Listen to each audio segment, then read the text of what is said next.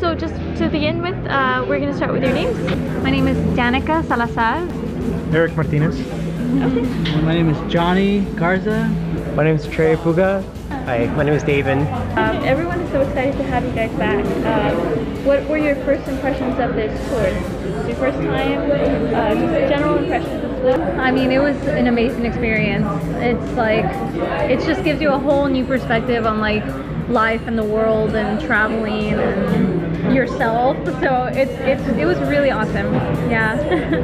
Yeah, I mean, first impression is, yeah, it's a lot of work, but like it's so worth it. You know, the fun definitely outweighs, you know, the work part of it. And, you know, there are ups and downs, you know, certain days, certain things happen that are out of your control, but it's just a blast being out there, seeing someplace new every day, and, you know, just traveling around the country is definitely awesome.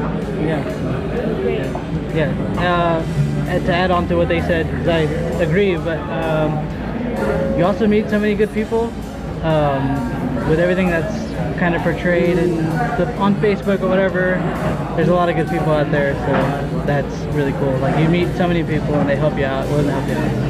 Yeah. It's very inspiring, like all the work, all the struggle, all the ups and the downs, and like people we've met, the places we've been to, the things we've seen, and just like being in each other's space for so long. It's so tight, like it's just inspiring. Like it just makes me want to like work harder for the next time, like just do more, go further. Yeah, it was pretty bad. Like it was like, no, I'm just joking. No, it was awesome. It was everything everybody said. It's inspiring, pretty humbling. Like, yeah, there's a lot out there. There's a lot to do. It was mostly inspiring. Yeah, it was awesome. If you could compare the music scenes to the Valley, what were maybe some of the greatest contrasts that you saw? Man, there was more of some of them felt familiar and really like comfortable being like accepted in, and the way they work, the way they are supportive of each other, it reminded me a lot of the Valley. So maybe I'm wrong, because it's like kind of all a blur in my head now, but I feel like we might have more bands that have women in them down here, you know, or at least that like we've played with way more bands down here that have women. Oh, that's true. You know what I mean? Yeah. Like, I can't tell you like all the bands that were in each city, but it just seems like it's very prominent here, and it's really awesome. Yeah. Maybe it's the same way. I just, you know, we're only in each place for like one night. Yeah, we only played like certain places with certain bands, but yeah, we didn't really play a lot with female-fronted, you know, bands, and it's important. There's a few. There was a few, absolutely, and they were amazing, and man, we want to play more of those. So if you're a female musician, keep going, like you got this. Yes. But I mean, a lot of the times it was very similar. You know, you got to see how each community worked, and each group of people like inspired each other and like supported each other. So it was very reminiscent of like the Valley, and why we all fell in love with the Valley in the first place, because of the music, arts, and they're going to each other's shows, buying art, you know, sharing it on Facebook. Like, so we saw a lot of that in a bunch of different communities as well.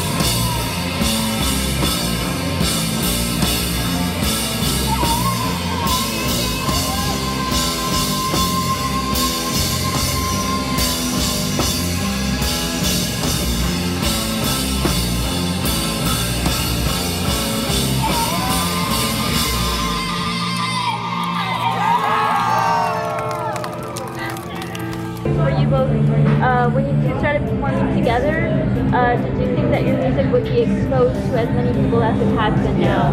Not at all. No, I mean, the reason we started the band is just because we were living in the same place for the first time, and like we had already been dating for like 4 years, but we were long distance. So then we moved down to the valley, and Eric was like, we need to make some music. I know you can sing, and he loved music as well. Like he was in like metal bands and stuff.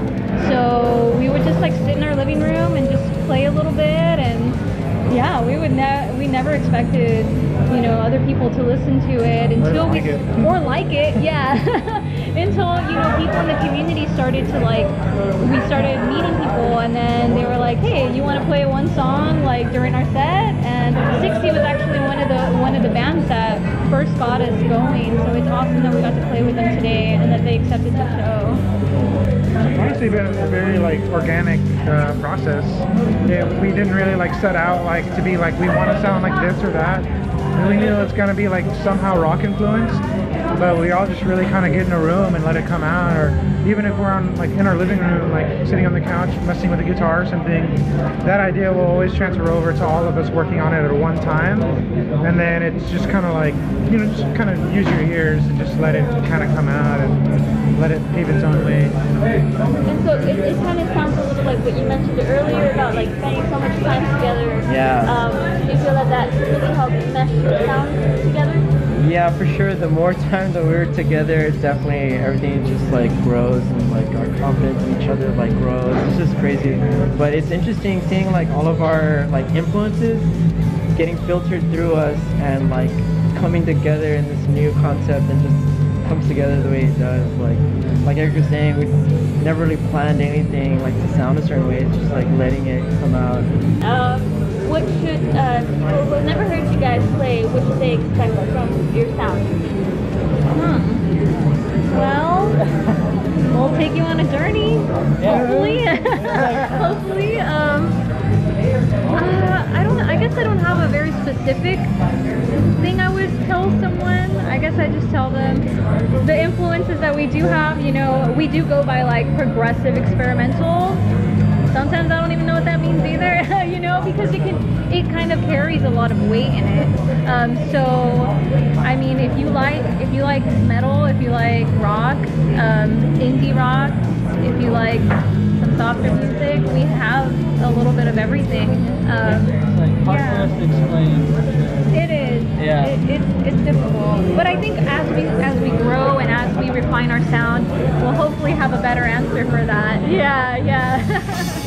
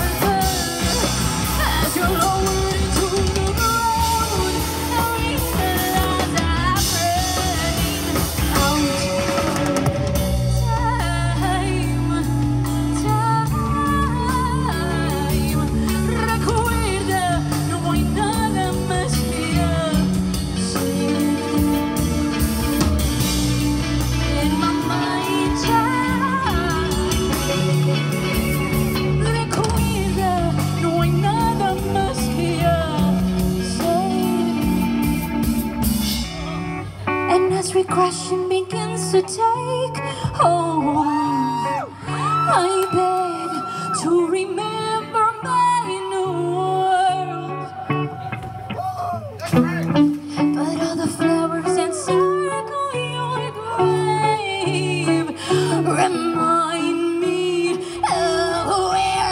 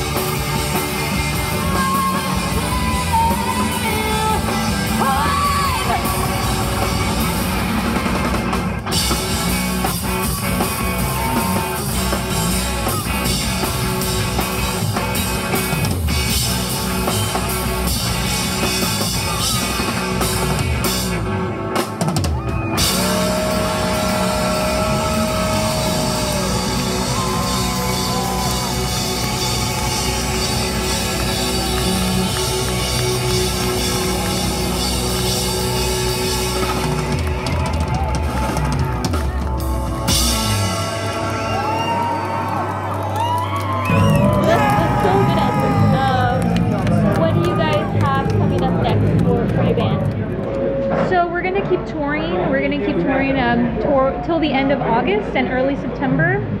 And then we're gonna take a little break so we can write and compose ourselves and stuff. And then we go back out in October. So we want to keep it kind of going. You know, we got to keep hustling, and this is like our full-time job now. So for all of us, so we definitely want to keep doing it. And touring changes us, and it's already changed us a lot. Yeah. So we can't wait to see how it like goes into the music as well. And I was really curious about that, like this tour, this experience, it was for your first time. What did you all learn about yourself, you know, on this experience?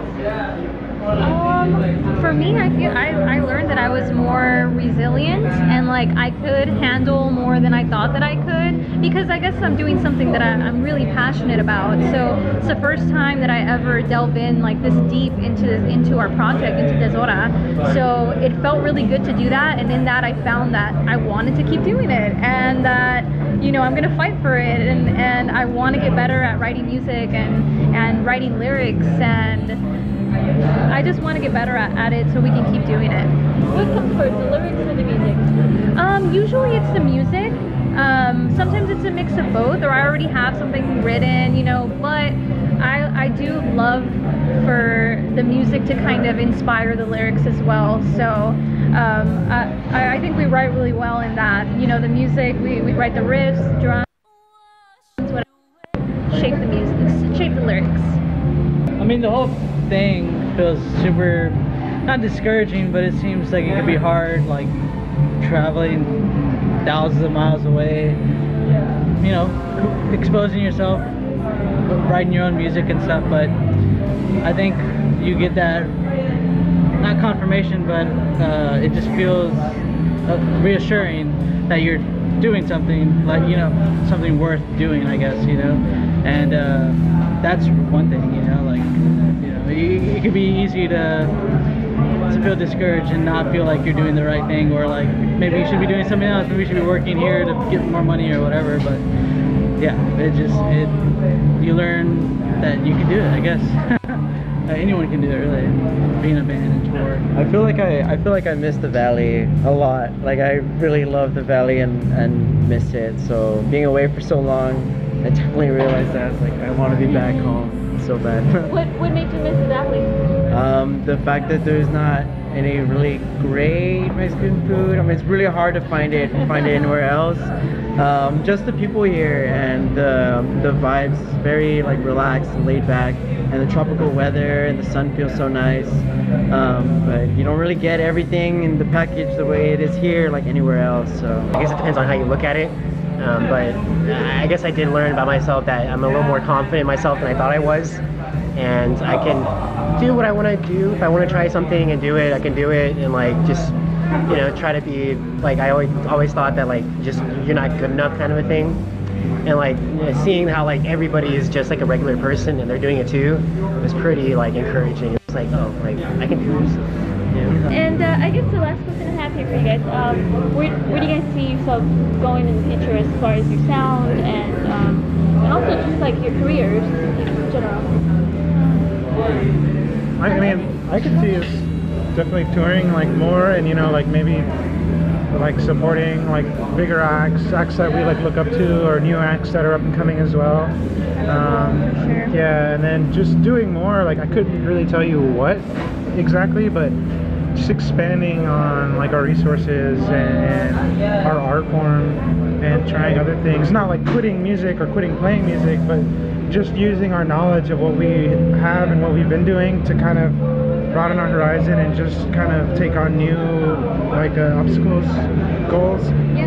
And then like one of the things specifically, I guess for me, is like to work more with audio, because I like to record bands and whatnot, and so I definitely want to like make that He's more great at of it. I want to make that more a part of like my everyday life, like along with the band, because right now it's mainly the band that I'm focusing on, but I'm just trying to figure out that balance between those two worlds, because I can't like record a band if I'm like traveling, so that's one thing I want to do specifically, I guess. And I mean, so for like the short-term goal is to like keep touring a little bit more, up until the end of until the end of this year, and then maybe tour a little more in January, early on in the year, and then take some time to write our full length. So full-length album, maybe a single, in the next couple months. So hopefully we'll start writing that in like a couple weeks. So yeah, we're doing that, and then once the full length is out, once again go back out and do it again and see where it goes. Yeah, that's exciting. Another question I have for you guys, when you guys are up there, like what's like the most like motivating or most rewarding part of like being on stage? I feel like for anyone, it's when people are singing your lyrics. I think that's like something like it takes you back a little bit. It's like like people are singing my lyrics kind of thing. Like I'm sure it feels that way. Like it's really weird, humbling. I don't know. It's kind of in that same sense as like when people are like headbanging, they know the grooves, they know the rhythms, and they're just like enjoying every moment of it and just going wild. Like that's the way I feel when I'm playing, and the fact that you're feeling that same thing and like really enjoying it at the same time is just like, thank you. I'm so glad like you understand me. I definitely feed off of the audience's energy. So if the audience is like really going hard, then I'm gonna go even harder, just to kind of match everybody's energy. So I love seeing that at shows, and I mean, even if people are just watching, it makes a huge difference in like playing to like no one, and then playing to like at least like a couple people just watching. It's always so rewarding and so like awesome that people are listening, so whether you're just like sitting in the back or whether you're like jamming out in the front, like I'm grateful that everybody's there. I don't know, like playing live, definitely seeing or hearing reactions from the crowd, like someone kind of like, I guess exclaiming like, like how they feel in that moment, which I've heard a few times, which is like really like, whoa, like somebody one night in the crowd said like, oh my god, my face is just like melted off or something. Yeah. I was like, that's cool. Obviously their face wasn't melted off, but it was cool to hear that like they liked it that much, that they like just yelled that out, just like their faces off. Yeah, just vibing out, feeling it from the crowd, because there's definitely an energy that's very unique that I've never felt anywhere else, but being up there and like, playing for people who enjoy it, or getting to know it, or realizing they like it, it's just, you feel it, definitely like good vibes. Right. Well, I know it's getting really close to you guys. This song was written for y'all. It was written for the Valley because we love it so much